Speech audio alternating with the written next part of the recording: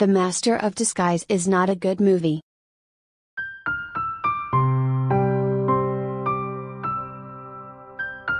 While some films that get negative reviews in their initial theatrical release emerge as diamonds in the rough over time, The Master of Disguise is just as dismal today as it was in 2002.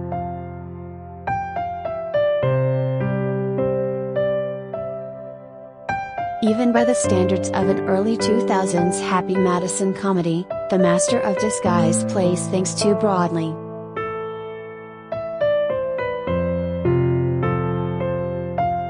The half-hearted premise of the feature is stretched so thin that the credits begin to roll before it even crosses the 70-minute mark.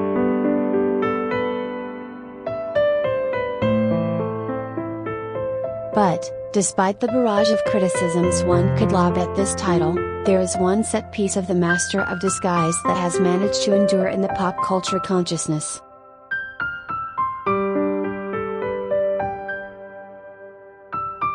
Collider video of the day said set piece involves pistachio disguisee, Dana Carvey, dressing up as a humanoid turtle to make it into a private location known as the Turtle Club.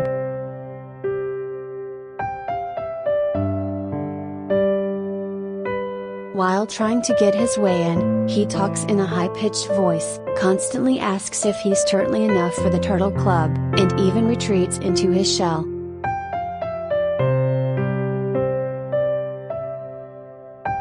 Though it may sound like a disposable gag on paper, this outfit has managed to stick around for decades after The Master of Disguise's release to become a fixture of GIFs, memes, and other forms of online communication.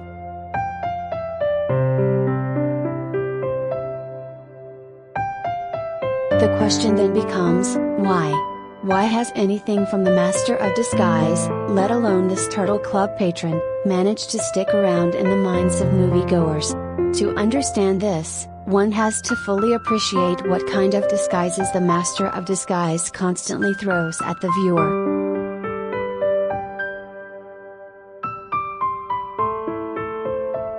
The majority of disguisees' outfits are either totally generic, like dressing up as a bush, harmful stereotypes, like putting on brown face to portray a man hailing from India, or imitations of movie characters that disguises target demo of very young children would be unfamiliar with, like Tony Montana from Scarface or Quint from Jaws.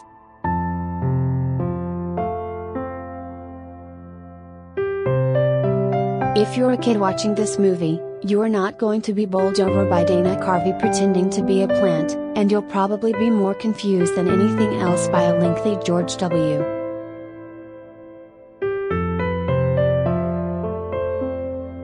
Bush imitation. But the Turtle Club man was something much more singular.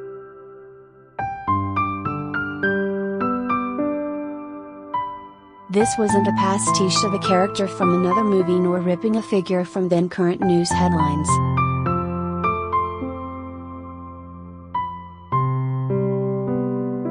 The Turtle Club man belonged to The Master of Disguise and The Master of Disguise alone.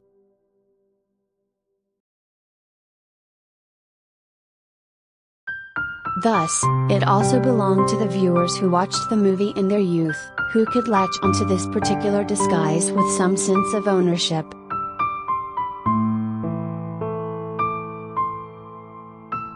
Lots of movies in the early 2000s had Bush impressions.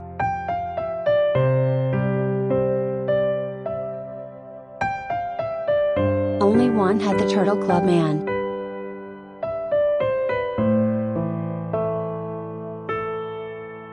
Being an idiosyncratic disguise in a movie full of derivative or forgettable impressions, not to mention being something viewers could claim as their own, no doubt helped this Master of Disguise figure stand out.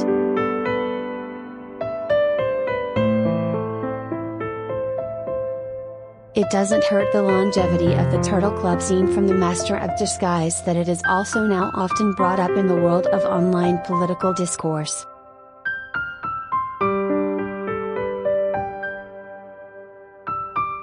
Former Senate Majority Leader Mitch McConnell has often had his physique compared to a turtle, but almost nearly as ubiquitous are articles or memes that invoke the Turtle Club disguise to drive this home.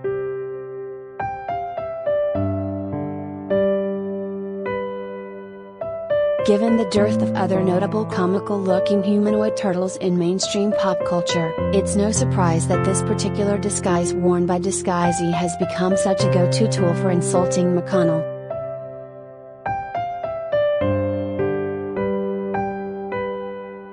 The usefulness of this disguise in this context doesn't just reinforce the enduring nature of the Turtle Club attire.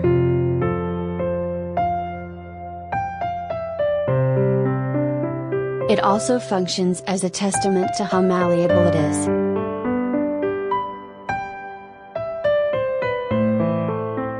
It's just as useful for political-based mockery as it is for entertaining children.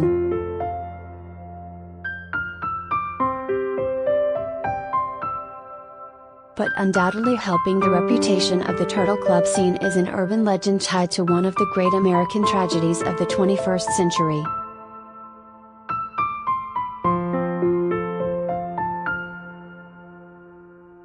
For years, a rumor persisted online that the Turtle Club scene was shot on September 11, 2001.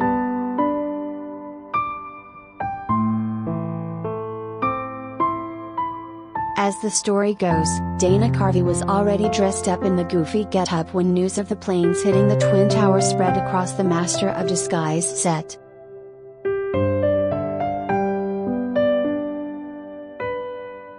While the shoot proceeded for the day, there was allegedly a moment of silence held for the victims of 9/11 before the cameras started rolling.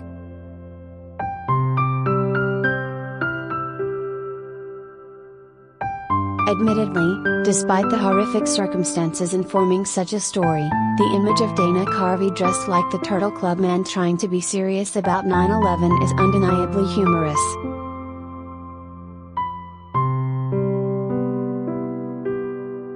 This story has become one of the few ways Master of Disguise has stuck around in the pop culture consciousness since its release.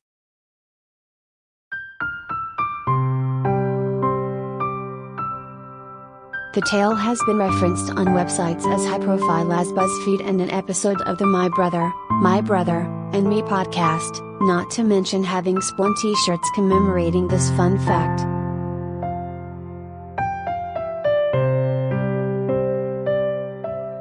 The dissonance between the ridiculousness of the Turtle Club sequence and the unfathomable horrors of grappling with the immediate aftermath of 9/11 is so darkly comical that it's injected a whole new lease on life into the Master of Disguise.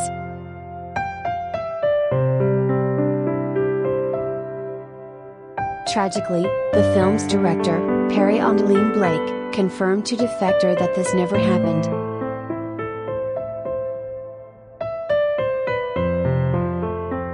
The Master of Disguise didn't start filming until 2 weeks after 9/11 happened.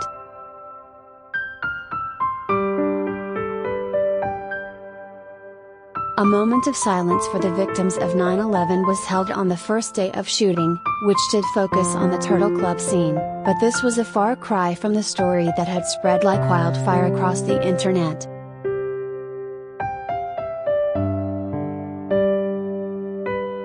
However, myths often become more famous than fact, and in the case of the Master of Disguise, the realities of how 9/11 impacted the production will doubtlessly be overshadowed forevermore by this fictionalized Turtle Club account.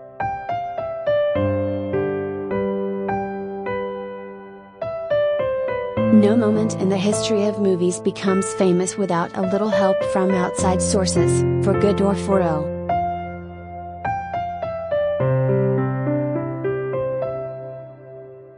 It's doubtful that Gone with the Wind's Frankly My Dear, I Don't Give a Damn would have been nearly as momentous if it had occurred in an era where profanity in American cinema was excessively constrained.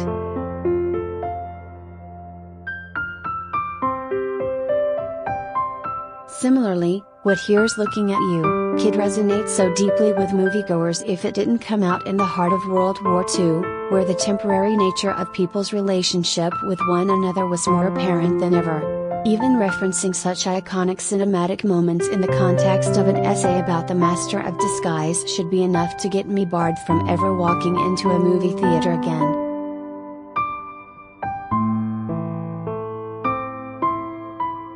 However, If even those classic pieces of cinema had the response to their most unforgettable moments molded by external forces, then it should be no surprise that the sole memorable sequence in The Master of Disguise has also had its reputation shaped by the whims of greater entities.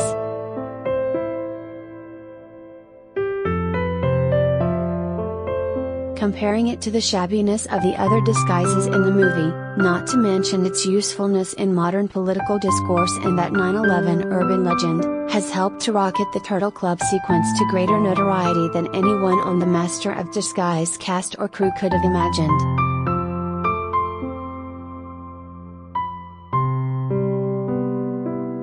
Decades later, the Turtle Club scene has become the sole way the Master of Disguise has endured in the minds of moviegoers and the general populace in the modern world.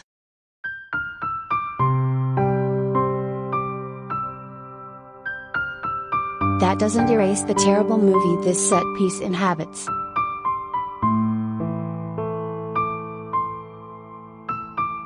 But producing one memorable visual is still a shell of a lot more than other comedies in the vein of The Master of Disguise can attest to accomplishing.